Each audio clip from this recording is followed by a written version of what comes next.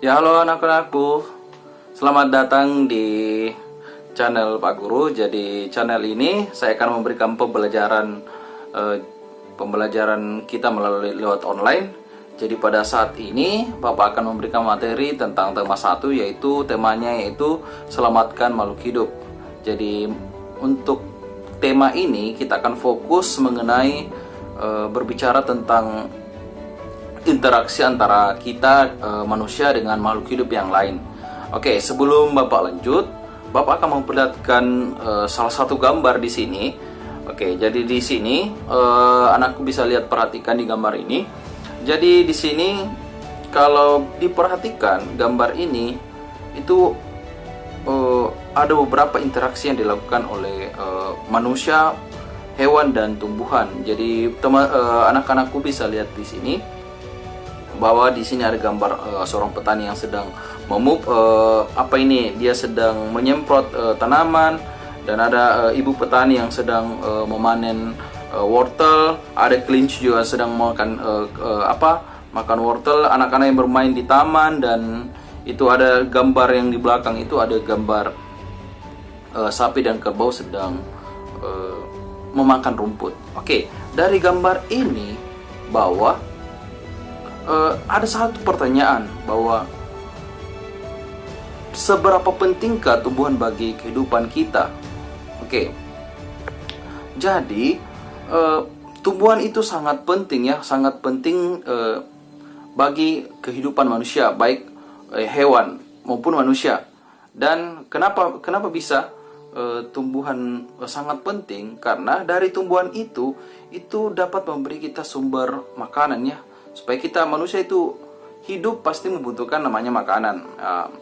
Anak pasti setiap hari ingin melakukan aktivitas, kalau tanpa makan pasti itu susah melakukan aktivitasnya kan. Selain memberikan kita makanan, tumbuhan ini juga memberi kita itu oksigen ya. Kamu bernapas, kita bernapas, semua manusia bernapas, dan hewan itu dapat bernapas karena ada oksigen. Jadi oksigen itu berasal dari tumbuhan. Jadi sangat penting ya, tumbuhan sangat penting bagi kehidupan manusia. Jadi apabila di gambar ini pohon tumbuhannya itu tidak ada, sangat terlihat di sini gambarnya pasti akan terjadi ketidakseimbangan. Kenapa tidak terjadi mengapa terjadi ketidakseimbangan? Karena ya otomatis sapi dan kerbau di belakang itu pasti dia mau mencari makanan di mana, ya kan? Dan selanjutnya petani juga mau makan apa dari tumbuhan kan? Petani dan kita semuanya itu mau makan apa? Misalnya juga burung-burung yang terbang itu mau makan biji-bijian. Kalau tidak ada tumbuhan, otomatis tidak ada keseimbangan. Maka dari itu tema ini fokus kita mempelajari tentang selamatkan makhluk hidup. Oke, selanjutnya saya akan memperlihatkan. Jadi di sini ini ada perkembangbiakan jagung. Oke, jadi sebentar itu ada saya kirimkan jadi jagung itu berkembang biak. Jadi saya akan bacakan di sini ya. Saya akan perlihatkan teksnya. Jadi bagaimana jagung berkembang biak? Ini adalah salah satu tumbuhan ya. Jadi jagung ini merupakan makanan pokok juga. Kalau misalnya tidak ada beras, kita bisa konsumsi jagung untuk kita sebagai tambahan makanan dalam tubuh kita. Jadi sebagai pengganti beras kalau misalnya tidak ada beras. Oke, jadi perkembangan biakan jagung ini saya perlihatkan di gambarnya. Jadi jagung merupakan salah satu tanaman yang dijadikan bahan makanan pokok di Indonesia. Oke,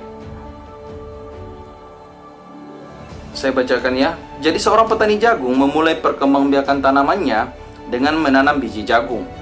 Setelah 3-4 hari bakal tanaman akan muncul di permukaan tanah. Tanaman jagung akan terus tumbuh menjadi besar. 3 hingga 3,5 bulan buah jagung dapat dipanen oleh petani. Buah jagung yang berbentuk seperti tongkol pada mulanya berupa sekuntum bunga. Jadi perkembangbiakannya jagung itu berasal dari bunga ya. Jadi berbunga dulu baru berbuah. Oke, selanjutnya jagung itu dimanfaatkan sebagai, biasa juga orang membuatnya tepung sari ya. Kalau misalnya anak-anakku tahu, biasa kalau misalnya orang tuanya membuat kue, biasanya menggunakan tepung maizena. Jadi tepung maizena itu berasal dari tepung jagung.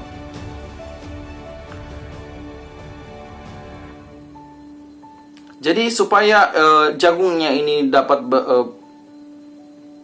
dapat dikonsumsi secara terus-menerus ya. Jadi petani juga harus menanam kembali kalau misalnya sudah habis stok makanan dari jagung itu. Misalnya kita konsumsi jagung, sudah stoknya habis, ya kita tanam lagi, kita ambil biji yang terbaik baru kita tanam kembali. Jadi itulah prosesnya. Oke, selanjutnya saya akan memberikan tugas tentang pertanyaan-pertanyaan mengenai perkembangbiakan di jagung. Nanti saya kirim di grup apa-apa saja yang harus kalian kerjakan dari bacaan dari apa yang saya sudah sampaikan tadi. Oke, selanjutnya kita akan berbicara tentang bunga. Jadi bunga itu juga memiliki berkembang biak ya. Jadi ada perkembangan secara generatif dan ada perkembangbiakan secara vegetatif. Jadi kalau generatif itu artinya itu perkembangbiakan secara kawin. Kalau vegetatif itu tidak kawin. Jadi kalau generatif itu contohnya misalnya serbuk. Kalau misalnya dalam bunga itu ada namanya, kalau di bunga itu ada namanya serbuk sari dengan putik. Kalau serbuk sari itu adalah kelamin jantan pada bunga atau tanaman. Kalau putik adalah kelamin betina pada tumbuhan. Nah, berbicara mengenai tumbuhan tadi, jadi ada beberapa negara tetangga di Indonesia yang tumbuhan atau keanekaragamannya itu hampir sama dengan negara-negara tetangga. Jadi mereka karena keanekaragaman dan kesamaan budaya mereka itu, akhirnya negara-negara ini membentuk suatu organisasi yang dinamakan ASEAN. ASEAN ini memiliki anggota yaitu 10 negara anggota, termasuk Indonesia di dalamnya. Jadi anak-anakku bisa tulis sendiri di dalam negara apa saja yang ada di ASEAN ini. Oke, sampai di sini pembelajaran kita pada saat ini. Sekian dan terima kasih.